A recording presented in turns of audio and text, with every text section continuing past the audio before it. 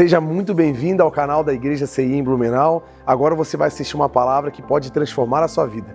Eu quero convidar você a identificar alguém que você conhece, que precisa ouvir essa mensagem, e você envie essa mensagem para ela para que ela seja abençoada. Gostaria muito que você conhecesse as redes sociais da nossa igreja para conhecer um pouco mais dos projetos sociais que trabalhamos e você possa ficar por dentro de tudo que acontece aqui no CI em Blumenau. Deus abençoe e fique agora com a palavra. Até antes da palavra também, eu gostaria de agradecer ao pastor Carioca pela confiança, né? Eu vim até com o kit, né, cara? Tênis branco, calça agarrada, né?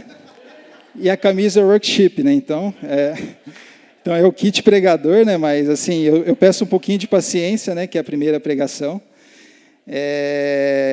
O pastor Carioca me chamou, eu estava cobrindo um técnico meu em campo ontem. Aí ele falou: Fábio, como você está? Eu falei: tá tudo bem. Todo dia ele me chama, né? Como tá? Tá tudo bem, né?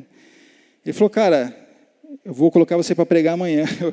Aí eu fiquei meia hora sem responder ele, né? Eu falei: eu não vou. Eu não vou. Eu falei: não vou. Aí eu mandei mensagem para a Dani, né? Eu falei: Dani, e aí? Ela falou assim: e aí o quê? Ela falou: não é o pastor Carioca que está chamando, né? Na realidade é o Senhor que está te convocando, né?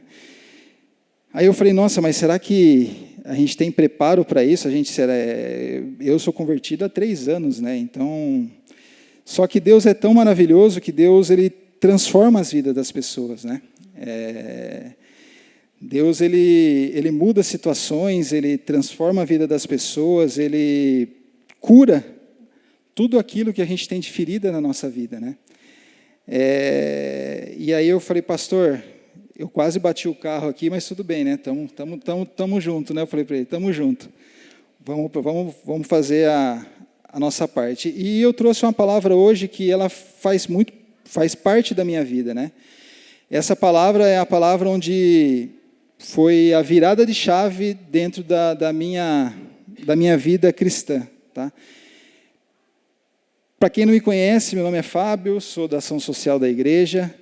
Eu tenho uma gratidão enorme pela igreja CI, porque a igreja CI literalmente me ensinou o que é o verdadeiro evangelho.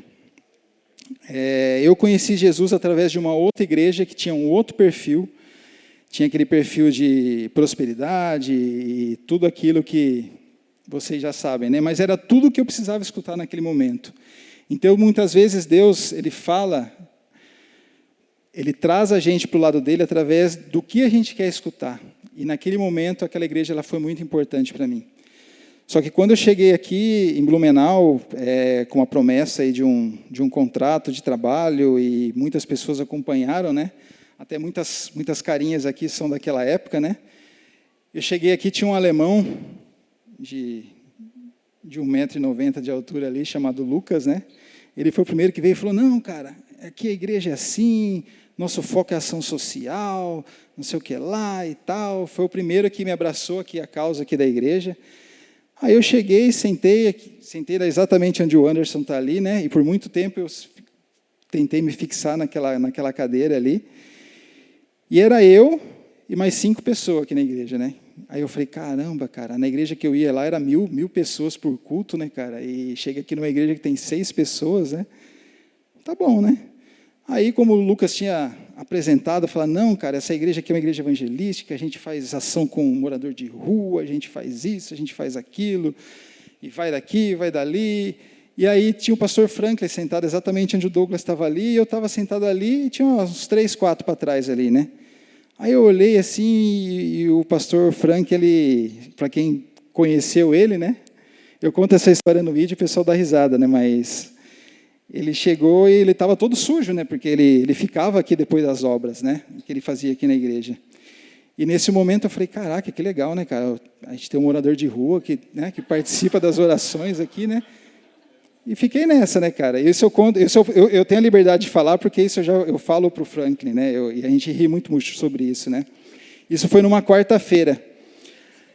Aí, no domingo, cheguei aqui no culto também, sentei no mesmo lugar. A hora que eu olhei, o Franklin na bateria, eu falei: ué? Falei: mas até na bateria, né? Aí E aí foi a grande virada de chave, cara, que me conquistou nessa igreja. O Franklin desceu, sem nem me conhecer, sem nem saber da minha história, me abraçou e falou assim: filho, posso conversar contigo? Aí eu falei, opa, né, deixa eu levantar, né? E, cara, ele contou a minha vida inteira, desde lá do meu nascimento até aqui. Para quem conhece o pastor Franklin, sabe do dom que ele tem, né? Do dom que ele tem de entregar a palavra, do dom que ele tem de profetizar sobre a vida das pessoas, né? E ele me abraçou naquele momento, ele conversou comigo, ele falou, Fábio, ele falou, filho, eu te trouxe aqui de volta pela terceira vez. E exatamente a terceira vez que eu voltava para o Blumenau. Eu já tinha vindo uma vez, voltei para São Paulo. Vim a segunda, voltei para São Paulo. Vim a terceira, e aí ele deu exatamente essa palavra. Aqui você vai plantar, aqui você vai semear e aqui você vai colher. Só que agora é momento de descanso. Aí até eu e o Robson, a gente estava meio junto, a gente entendeu errado. Na verdade, o descanso era dele, né? Porque só começou o nosso trabalho dentro da igreja, né? E aí o Frank, ele ganhou 2 ajudantes ali, né? Passamos aí tempos, né? Quebrando parede, pintando parede, empenhado na obra, e assim como ele falou, que eu teria 3 meses de descanso. Eu falei, mas esse pastor está doido, né, cara? Porque eu desempregado. Os únicos R$1.200 que eu tinha na conta, o Santander foi lá e bloqueou. A minha esposa fazia brigadeiro à noite para meus filhos que estão aqui vendiam os brigadeiros nos outros dias para poder comprar comida. E eu, desempregado, sem dinheiro, falei para ela, se vira aí que eu me viro aqui. Aí procurei a minha advogada atual hoje, a Patrícia, que hoje ela cuida dos meus negócios de advocacia até hoje. Procurei o Lucas, que trabalhava com o banco, falei, cara, assim, me ajuda, porque o negócio pegou agora, né? E em momento nenhum, Deus deixou faltar nada, tanto em São Paulo quanto aqui. E o que mais impacta é que o amor dessa igreja ela foi tão grande com a minha vida que eu comecei a participar da ação social da igreja. Eu era servo, assim como sou até hoje, mas eu ajudava na cozinha, praticamente abracei a entrega das marmitas. Por diversas vezes sentei junto com o morador de rua para comer marmita na rua, e Deus foi moldando o meu coração, foi moldando a minha vida. Então, eu só gostaria de colocar esse parênteses aqui, só para fazer esse agradecimento à igreja, a todos que participaram, né? O Douglas, o pastor Robson, que foi sempre um irmãozão aí, né? Eu e o Robson chegamos junto aqui na igreja. O pastor Franklin, sem palavras, né? Pastor Carioca, sempre abraçando. O pastor Carioca, ele não me esquece um dia, todos os dias ele me manda mensagem, vê como que eu estou. O meu amigo Jojo, toda segunda-feira, me manda, e aí, Fabião, estamos juntos, segunda-feira. Porque, para quem não sabe, eu tenho a síndrome da segunda-feira, né? Segunda-feira de manhã, meu coração começa a palpitar de tanta ansiedade, né? Então, mas é isso. Era só essa explicação inicial que eu gostaria de dar, e esse agradecimento, porque essa igreja aqui ela é muito especial. Essa igreja ela tem um único foco, que é em Jesus Cristo e na palavra do Senhor. Essa igreja ela não tem foco em ofertas, ela não tem foco em campanhas, ela não tem foco em nada. E eu falo que, como eu participo hoje eu tenho o prazer de estar à frente do Instituto Viver, estar à frente da ação social, participo da parte financeira da igreja, e a gente sabe que essa igreja é um milagre, né? Um milagre produzido pelas ofertas de vocês. Aqui a gente não faz campanha, aqui a gente não impede dinheiro, aqui a gente não faz nada. É só milagre do Senhor em cima de milagre do Senhor, que vem crescendo. E vocês acompanham, que nem num culto desse daqui, era um culto de domingo. Hoje, o culto de domingo, a gente teve que colocar cadeiras na galeria, porque a gente não consegue mais atender o povo que vem para a igreja. E tudo para a glória do Senhor. A gente pode aplaudir o nome do Senhor, né? Tem uma palavra que ela impacta muito na minha vida, que é a palavra que eu gostaria de trazer hoje. Até como o pastor me chamou de última hora, eu falei, agora ferrou, né? O que eu vou, né, de última hora, né? Só que aí eu tenho uma palavra, que até se o pessoal quiser colocar, que é Mateus 14, de 22 a 36, para vocês colocarem aí.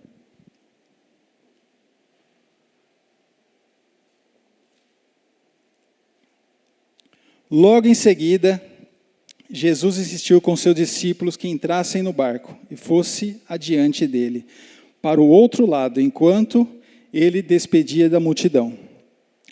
Tendo despedido a multidão, subiu sozinho ao monte para orar. Ao anoitecer, ele estava ali sozinho, mas o barco já estava em considerável distância de terra, fustigado pelas ondas, porque o vento soprava em sentido contrário. Alta madrugada, Jesus dirigiu-se a eles andando sobre o lago. Quando o viram andando sobre o lago, ficaram aterrorizados e disseram: "É um fantasma!" e gritaram com medo. Mas Jesus imediatamente lhes disse: "Tenham coragem, sou eu, não tenham medo." Senhor, disse Pedro, "se és tu, manda-me ir ao teu encontro sobre as águas." "Venha," ele respondeu. Então Pedro saiu do barco, andou sobre as águas e foi em direção a Jesus. Mas quando reparou no vento, ficou com medo e começou a afundar e gritou: "Senhor, salva-me!" Imediatamente Jesus estendeu a mão, segurou e disse: "Homem de pouca fé, por que você duvidou?" Quando subiram no barco, o vento cessou. Então os que estavam no barco o adoraram, dizendo: "Verdadeiramente tu és o Filho de Deus." Depois que atravessaram o mar, chegaram à terra de Genezaré. Quando os homens daquele local reconheceram Jesus, espalharam a notícia em toda aquela região e lhe trouxeram os doentes. Suplicaram-lhe que ao menos pudesse tocar na borda do seu manto, e todos os que neles tocaram foram curados. Até aqui, tá? Eu separei, pessoal, essa passagem em 28 etapas, né? Que eu acho que vai dar tempo até uma meia-noite, a gente consegue sair daqui, né? Estou brincando. Na realidade, eu separei alguns tópicos para a gente conversar um pouquinho sobre essa palavra, porque essa palavra ela tem muito a ver com a minha conversão, né? Com o meu chamado de Deus, né? Naquela passagem, Jesus acabara de multiplicar os peixes. E Jesus dá uma ordem aos discípulos. Qual que é a ordem que Jesus dá aos discípulos? Atravessem o mar. E nesse momento eu gostaria de fazer um parêntese, porque muitas vezes Deus, ele nos chama para algumas coisas, Ele nos pede algumas coisas, Deus é simpático em nos solicitar algumas coisas, mas muitas vezes Deus nos dá algumas ordens. E essas ordens a gente tem que cumprir. E muitas vezes, e aí é testemunho meu mesmo, que eu gostaria de voltar um pouquinho para a minha história, por praticamente 21 anos, eu negligenciei esta ordem de Deus. Passei por momentos bons, passei por momentos ruins, passei por momentos de luta, passei por momentos onde tive problemas com o alcoolismo, como muitos de vocês já sabem. Eu venho de família classe média alta, sempre estudei em escola particular, nunca passei dificuldade, ao contrário da Dani, quando a gente se conheceu, a Dani ela sempre teve uma história bem mais complicada, né? Só que na minha infância toda eu recebi muitos abusos, mas não abusos sexuais, abusos de pressão, né? Eu sempre fui muito pressionado a nunca poder falhar. Eu sempre fui pressionado pelo meu pai a nunca poder errar. Para vocês terem uma ideia, desde os 14 anos que eu negocio com gerente de banco, eu converso, eu negocio. Só que tudo isso hoje eu entendo que meu pai era vítima de outras vítimas. Meu pai, e Deus permitiu que tudo isso acontecesse para preparar o que Ele tinha para o meu futuro. Então, desde os 14 anos que eu venho preparado para o propósito que Deus tem para a minha vida. Então, logo em seguida, conheci a Dani, quando a gente tinha ali... Eu tinha 16 para 17 anos, e ela já tinha quase 25, né? Estou brincando. A Dani já tinha 18 anos. E aí a gente começou a namorar, a Dani ficou grávida do Bruno, e aí tivemos um problema sério com a minha família. Meu pai ele não aceitava, meu pai falava que ele tinha investido a vida toda em mim e eu tinha decepcionado a figura dele, né? Fiquei 1 ano sem falar com meu pai, o Bruno nasceu, foi uma bênção da nossa família, e aí começou a minha caminhada. Quando o Bruno tinha 6 meses, meu pai ele faleceu, meu pai ele foi assassinado, meu pai era auditor de empresa, ele foi assassinado de uma maneira muito agressiva, né, que não vem ao caso aqui agora. E a gente ficou muito transtornado na época, né, para entender tudo aquilo que tinha acontecido, né. E ele não teve, e quando o Bruno fez 6 meses, ele não teve a oportunidade de curtir o neto, que no começo ele, né, lutou, mas que nos últimos 6 meses ele tratava como se fosse a cereja do bolo da vida dele, né. E ele morreu e não teve oportunidade de curtir todo esse processo. E aí Deus começou todo um trabalho, porque no primeiro momento foi uma revolta. Eu sou de família católica, né? E aí nesse momento de desespero eu fui numa senhora onde ela era da igreja da Assembleia de Deus. A gente foi lá e recebi a mesma palavra que o Franklin falou. Ela me falou quando eu tinha 21 anos. E eu negligenciei esse chamado de Deus. Continuei minha vida, sempre focado no trabalho, sempre focado em prover minha família, sempre muita luta, muito trabalho, muita força, muita dedicação. Por muitos momentos negligenciei o cuidado dos meus filhos, porque eu pensava muito mais no trabalho do que nos meus filhos. Estão aqui hoje, né?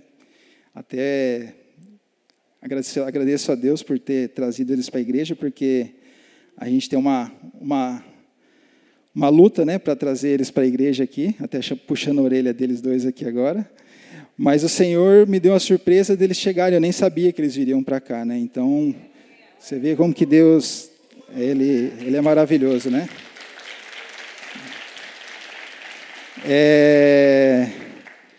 E nesse momento que a gente negligencia o que Deus tem para nós.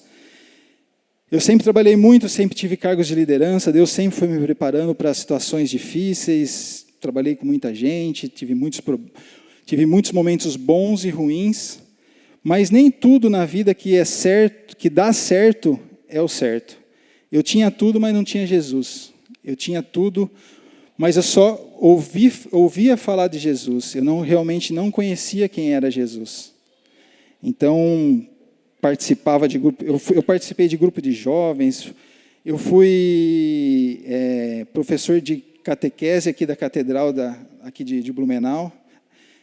Trabalhei com crianças, participei de grupos de jovens, só que nunca realmente conheci Jesus. E a minha vida ela sempre foi vivendo, sobrevivendo. E aí chegou um certo momento da minha vida onde as preocupações começaram a tomar conta, a ansiedade tomar conta, e eu acabei entrando num alcoolismo. E esse alcoolismo ele quase destruiu a minha família. E aí Jesus, com a sua misericórdia, Ele transformou a minha vida novamente. Então, para eles que estão aqui, eles sabem muito bem que, para quem tem alguma pessoa com vício em casa, sabe a dificuldade que é. A bipolaridade, que é um viciado, dentro de casa ele é de um jeito, fora de casa ele é outro, e isso atrapalha muito a família em si, né? E aí, quando eu já estava ali num caso final, a Dani chegou num ponto que ela falou assim, ou separa, ou separamos, né? Aí eu falei, agora ferrou, né, cara? Agora para onde que eu vou, né? E aí eu fui no grupo de AA, aí toda aquela história que a gente conversou aqui no grupo de casais, vou dar uma reduzida. E aí foi onde o Senhor me encontrou. Eu fui para a igreja evangélica, eu fui para a igreja Comunidade da Fé, só que antes disso a gente veio para Blumenau montar uma empresa, essa empresa quebrou. E até eu brinco hoje, muitas pessoas falam assim, né? Eu trabalho o mês todo e chega no final do mês e não me sobra R$1, né? Eu falei assim, agradeço a Deus, porque eu cheguei a ponto de dever quase R$800 mil de dívida, né? Eu cheguei a acumular. Então, eu cheguei a negativo de 800 mil. Então, quando você chegar no final do mês e zerar, fala assim, glória a Deus, pelo menos eu estou zerado e o mês está começando de novo, né? E aí você dorme com a cabeça em paz. Aí, chegando aqui, fiz todo um trabalho, começamos todo um projeto, foi feita uma promessa de Deus de novo. O pastor Frank veio começar a conversar comigo. E por que eu estou chegando em tudo isso? Porque, assim como diz a palavra que a gente diz hoje, Deus ordenou que eles atravessassem o mar. E muitas vezes a gente negligencia essa ordem de Deus. E assim, uma pergunta que fica, né? Como a gente tem respondido às ordens que Deus tem dado para a nossa vida, né? A gente tem negligenciado, a gente tem cumprido, a gente tem trabalhado tudo aquilo que Ele tem de propósito para a nossa vida, ou a gente tem negligenciado, né? Aí eu marquei alguns tópicos aqui. Agora você imagina, se Deus dá a ordem para você e te dá toda a trajetória do que Ele quer para a sua vida, eu acredito que muitos de nós, a gente nem começaria, né, a falar. Então, muitas vezes a gente tem que pedir para Deus para Ele não dar o caminho para nós, para Ele dar o próximo passo.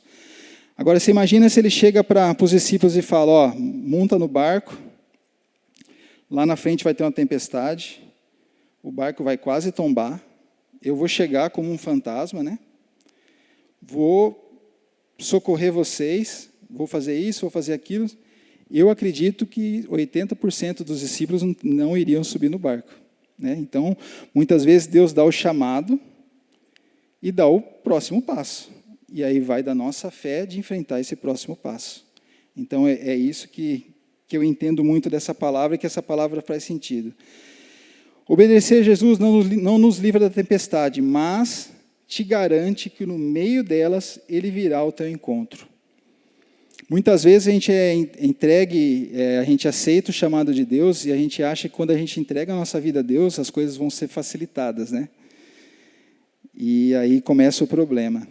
Que o cristão, quando ele entrega a sua vida para Jesus, é um a menos que o inferno tem em seu poder. Então, aí começa todas as tempestades, né?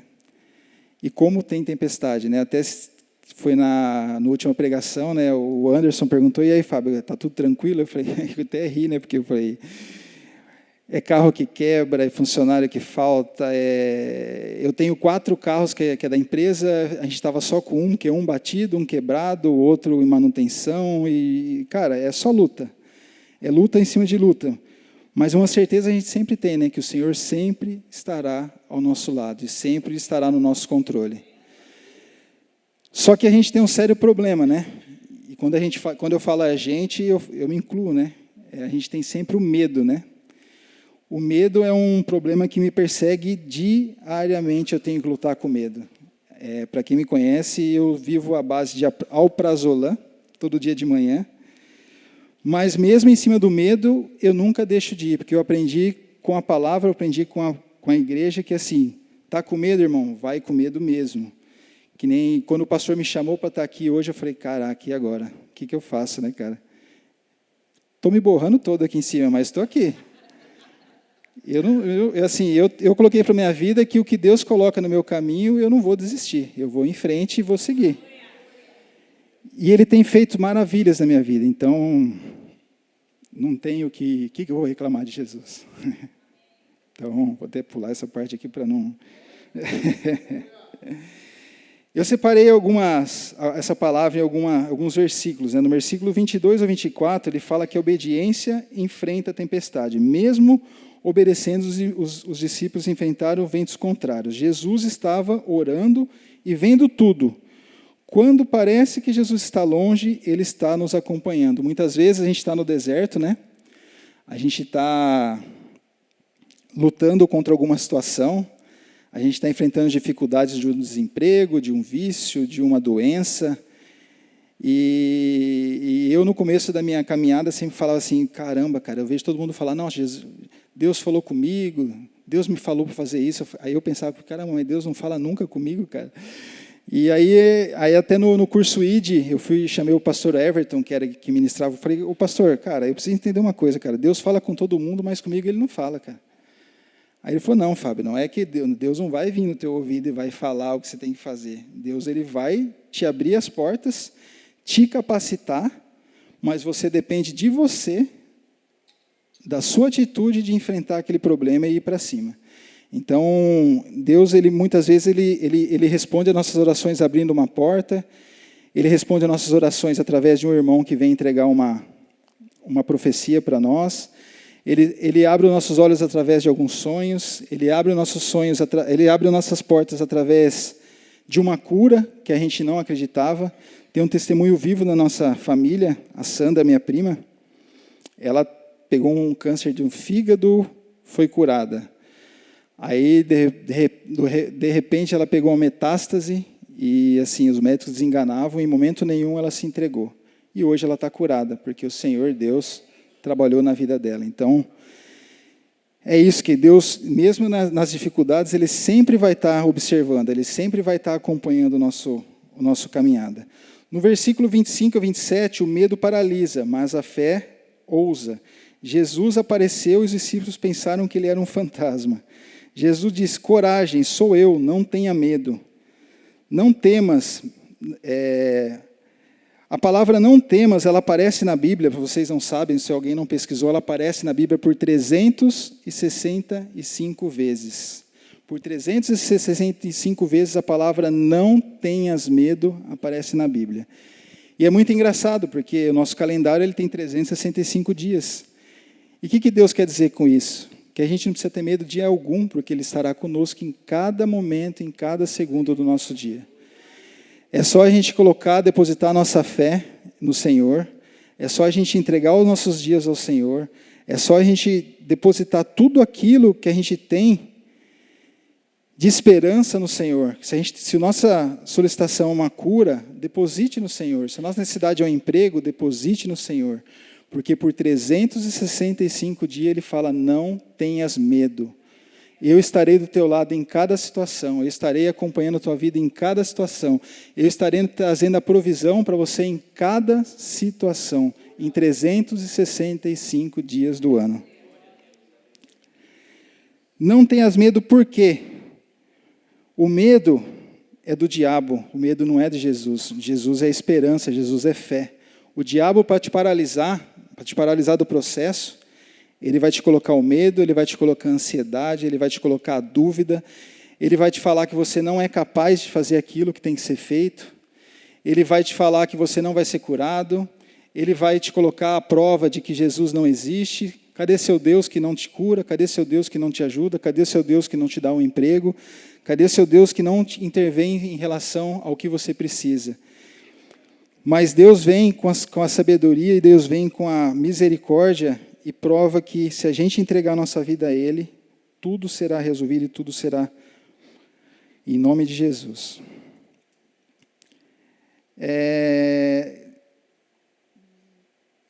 O medo te faz ver fantasma onde Jesus está presente. Né? Os discípulos, cara, viveram com Jesus quanto tempo, né? Até chegar naquela passagem do barco. E olha, até os discípulos que estavam acompanhando, vendo os milagres de Jesus, participando de tudo aquilo, a hora que olharam, pensaram que era um fantasma, cara, no meio do mar. Que falta de fé, né, cara, que a gente tem às vezes. A gente está aqui na igreja, a gente vem toda quarta-feira, a gente vem todo domingo, a gente vai à ação social, a gente vai no presídio, a gente vai na capelania, a gente entrega a cesta básica, a gente faz a ministração do louvor, a gente faz toda a parte da mídia, a gente faz tudo e às vezes a nossa fé ela falta. Então, o que a gente tem que colocar? Jesus, ele sempre está presente. A gente tem que enxergar Jesus em todas as coisas, em todos os momentos. Tá? No versículo 28 e 29, Pedro caminha sobre as águas. Pedro pede uma palavra antes de sair. Né? Quando todo mundo vê um fantasma, Jesus fala, não tenhas medo, né? Sou eu que estou aqui. Né? E Pedro fala assim, Jesus, se é tu mesmo, que o Senhor permita que eu vá até o Senhor, né? Aí Jesus fala o que para ele? Venha pela sua fé, né? Aí, assim, a minha mente fértil, né? Já fica imaginando, né? Todo mundo ali, né? O barco balançando e Pedro tentando descer do barco, né? Ele olha a água balançando e ele fala, cara, e agora, né? Vou ou não vou, né?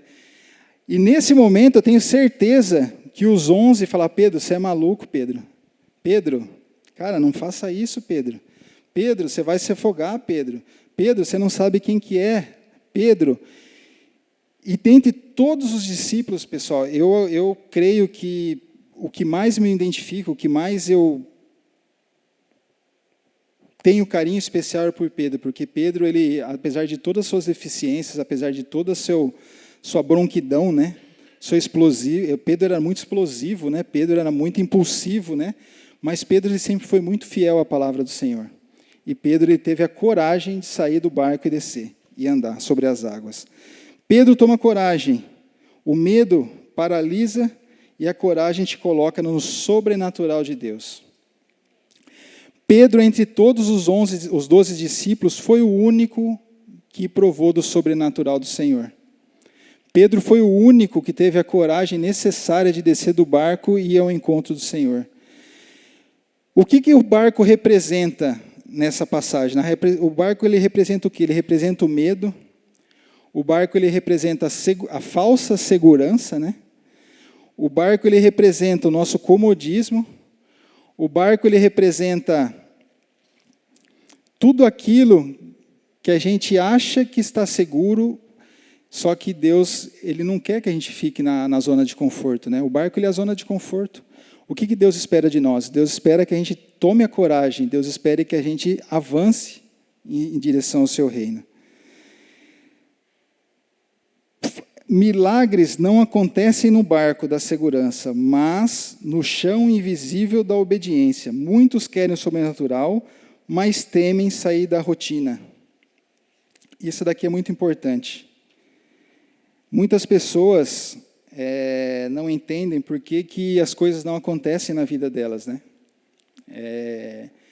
E aquelas pessoas que se destacam, as pessoas só vê o troféu, a pessoa não vê o treinamento daquela pessoa, né? O que ela teve que treinar para chegar onde ela chegou, né? As pessoas elas só vê o troféu, elas só vê a glória. Você pega um atleta que nem o Usain Bolt ali, você imagina o que aquele homem treinou, cara, para chegar onde ele chegou.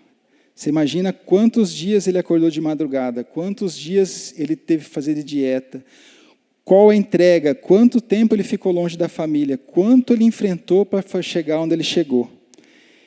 E assim a nossa caminhada com Deus, só vai ter o sobrenatural de Deus aquele que sai da zona de conforto.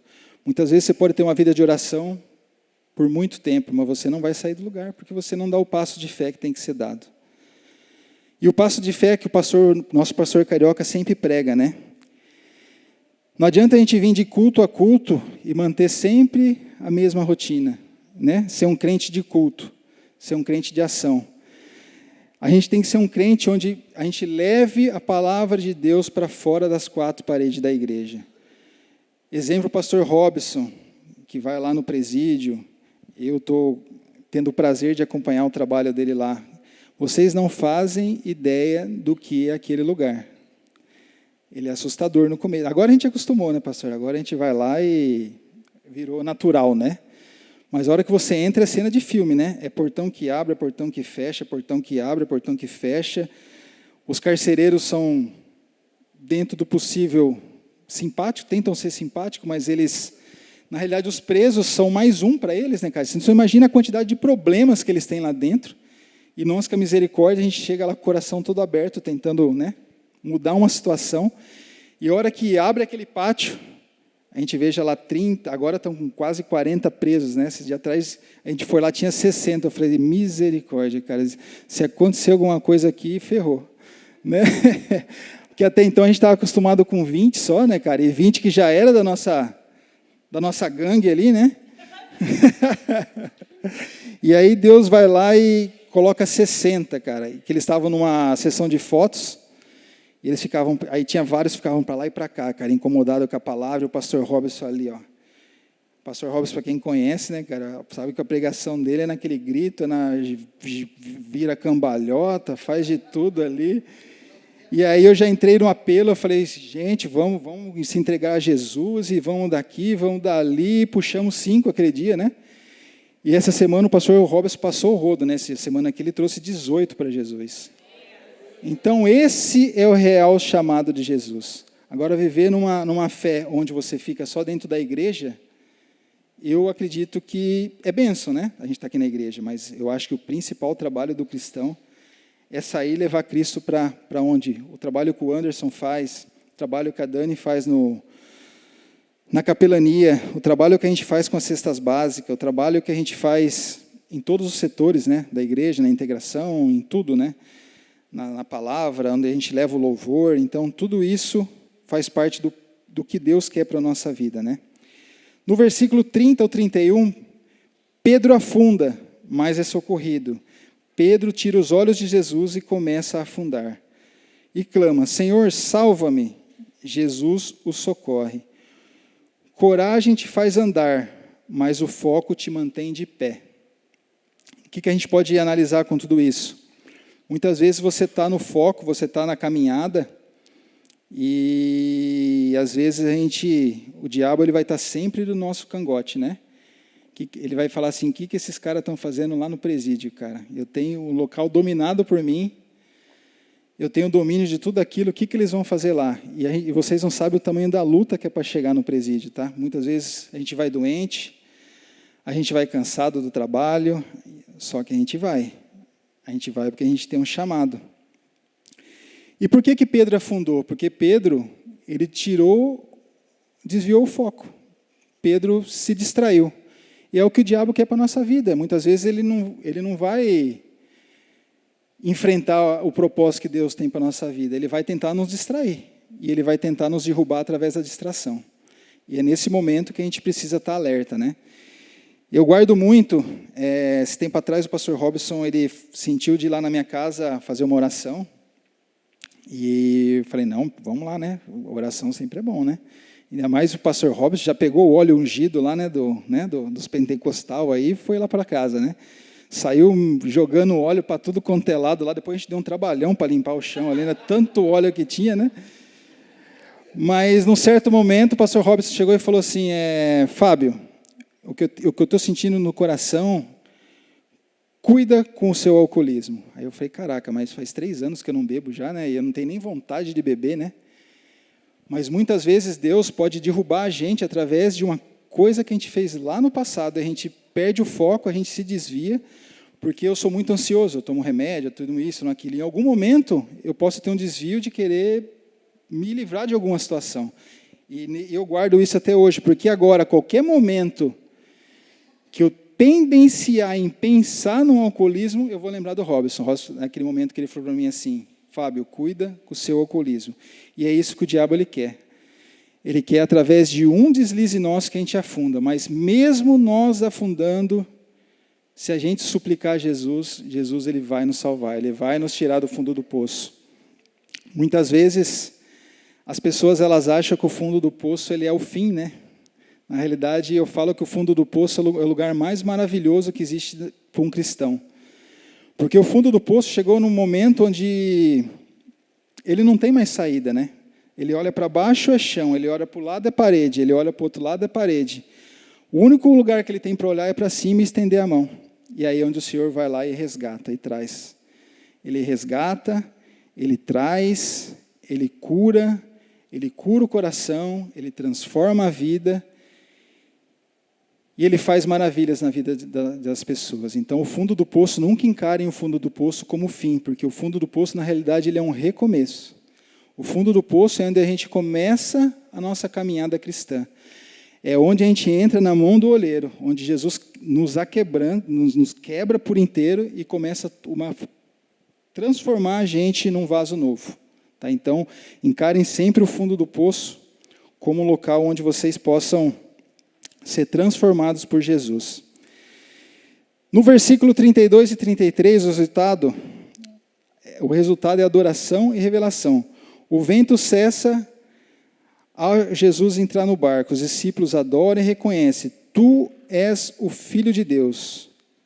Lição: quem sai do barco inspira a fé dos outros. Que nós tenhamos a coragem de conseguir descer do barco e inspirar a vida das pessoas. Eu acho que é o principal. Assim como a gente aplica no ID, o crente ele não pode sair que nem um crente metralhadora, né? Saindo falando de Jesus e fala.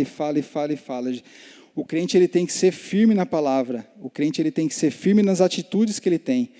O crente, ele vai transformar a vida das pessoas através das suas atitudes, através do exemplo que Deus coloca em sua vida. Muitas vezes, a gente acha que está no caminho, a gente vê uma pessoa que está precisando, a gente vai lá dar um apoio. Quantos testemunhos a gente recebe do Senhor através das nossas ações, através daquele passo que a gente dá. E Deus não está pedindo para a gente fazer loucuras, maravilhas. Deus está pedindo para a gente fazer o mínimo, que é levar a palavra do Senhor fora das quatro paredes da igreja. É simples assim. Pedro e os outros discípulos. Qual que é a diferença de Pedro e os outros discípulos? Pedro pediu palavra, saiu do barco, andou, afundou, clamou e foi salvo. Os demais ficaram no barco, não viram nada sobrenatural. Reflexão: é melhor andar e afundar do que nunca ter saído do lugar. O que eu entendo por isso? As pessoas, às vezes, elas não crescem na vida, elas não prosperam, elas não... Quando eu falo em prosperidade, não é nem prosperidade em dinheiro, é prosperidade na vida cristã, porque falta coragem. Falta comodismo na vida das pessoas. As pessoas não têm coragem de avançar. As pessoas não têm coragem de enfrentar os desafios que a vida nos coloca. As pessoas não têm coragem de dar o passo à frente. E muitas vezes essa ousadia, ela depende de muita oração, ela depende de muito esforço, muita entrega. E só o Senhor Jesus Cristo que pode fazer isso por nós. Luiz está aí como exemplo, cara. Quanta ousadia, quanto esforço, quanto trabalho, né, que ele teve ali para poder suprir a sua família. Que exemplo, cara, porque não sei se qualquer um. Por um filho a gente sabe que a gente faz tudo, né, mas é muita coragem, né, cara, para a gente enfrentar tudo isso. Então, é nisso que a gente tem que se apegar. Eu acho que o Alan já pode se colocando, que a gente já está chegando no final. Conclusão. Ousadia transforma. Pedro voltou transformado pela experiência. Frase: quem vive o sobrenatural nunca se contenta com a mediocridade do barco. E nesse momento, gente, que representa o barco? O barco, ele representa o comodismo, ele representa a mediocridade. Não, a gente como cristão, a gente não pode estar dentro da média. Quando eu falo mediocridade, a gente não está expondo ninguém, a gente não está menosprezando ninguém. Quando a gente fala de mediocridade, a gente está falando de fazer o mais do mesmo. E Deus não quer que a gente faça o mais do mesmo. Deus quer que a gente tenha uma entrega por completo. Vocês não sabem o quanto é difícil, o quanto é trabalhoso, o quanto são guerras espirituais para a gente enfrentar tudo isso, né? Se eu perguntar para o Robert, se eu perguntar para qualquer um que faz parte do ministério, para todos aqui que estão dentro da igreja, quantos desafios a gente encontra? Quantas coisas a gente tem que abrir mão? Quantas lutas a gente tem na nossa vida? Quantos problemas? E por que Deus permite tudo isso, né? Se é um Deus que salva, que é um Deus que ajuda... Porque Deus, ele quer cada vez que a gente se fortaleça. Deus quer cada vez que a gente se fortifique. Deus quer nos preparar para outro nível. Deus quer que a gente esteja num sobrenatural de Deus. E só vai encontrar o sobrenatural de Deus quem sair do barco. Aqueles que estiverem dentro do barco não vão conseguir atingir aquilo que Deus tem para a vida de vocês. E para finalizar, gente, eu gostaria que todos ficassem de pé. Um momento, por favor. Eu gostaria que cada um de vocês dessem as mãos aí, um ao outro, aí, quem estiver do lado, dê as mãos aí. E nesse momento, eu gostaria que vocês tentassem entender qual que é o barco que está atrapalhando a vida cristã de vocês. É um trauma de infância? É um abuso sofrido lá no passado? É um casamento mal resolvido? É um desemprego? É uma morte? É uma falta de perdão? O que impede vocês de crescer? Qual que é o barco que vocês carregam? Eu gostaria que todos vocês fechassem os olhos nesse momento, por favor.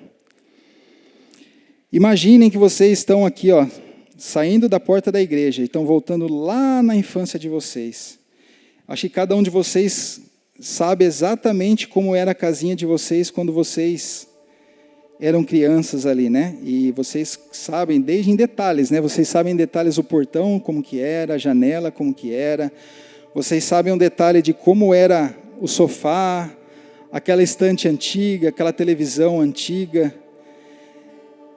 E nesse momento Jesus te convida, e não tenha medo, porque Jesus está do teu lado. Essa mão que você está dando é Jesus que está do teu lado.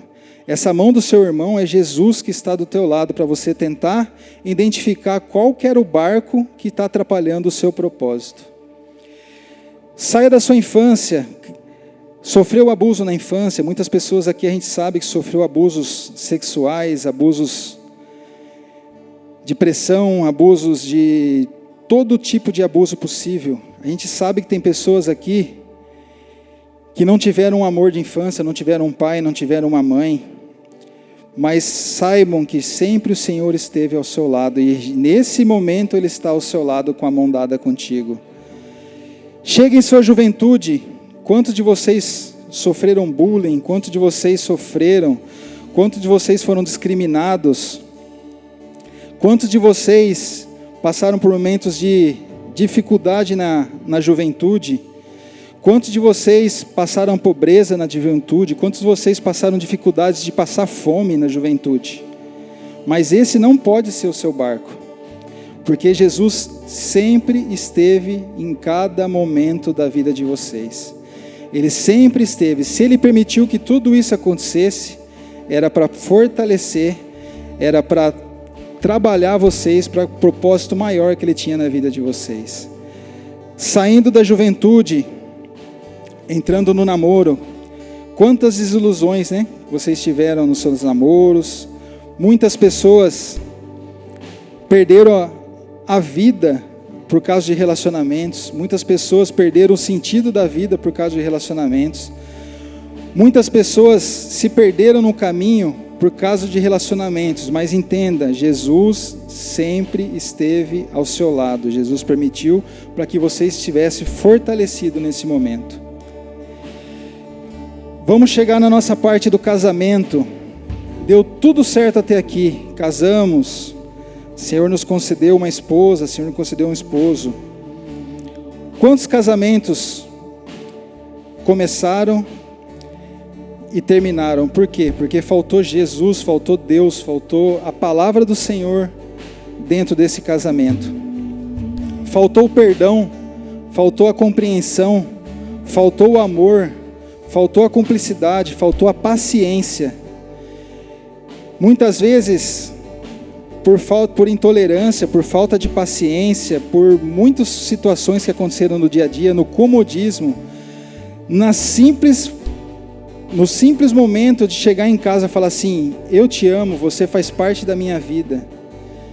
O casamento ele começa a cair numa rotina, ele começa a cair numa falta de amor, ele começa a cair onde um casal ele acaba virando amigo dentro da própria casa, onde o casal ele começa a ter uma vida de amizades. Muitos casais hoje dividem até as contas dentro de casa.